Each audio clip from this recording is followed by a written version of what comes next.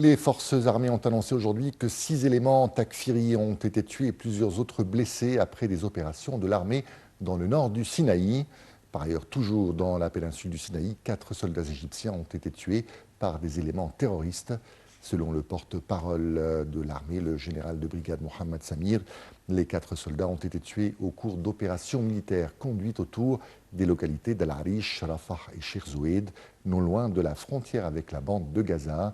La plupart de ces attaques contre l'armée et la police sont revendiquées par la branche égyptienne du groupe terroriste Daesh, qui a aussi dit être responsable de l'attentat à la bombe qui avait coûté la vie le 31 octobre 2015 aux 224 occupants d'un avion de touristes russes après son décollage de Sharm el-Sheikh.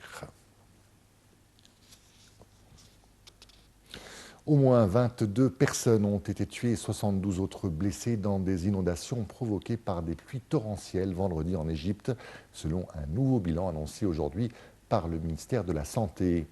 Le porte-parole du ministère de la Santé, Khaled Megahed, a déclaré que le bilan, qui était initialement de 12 morts, pourrait encore s'alourdir car certaines familles n'ont pas déclaré leur décès auprès des autorités avant d'enterrer les morts.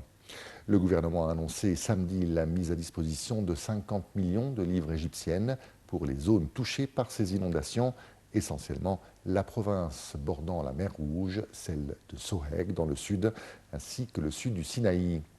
Parmi les victimes figurent 6 personnes tuées lorsqu'un bus s'est retourné sur une route inondée dans la province de Soheg.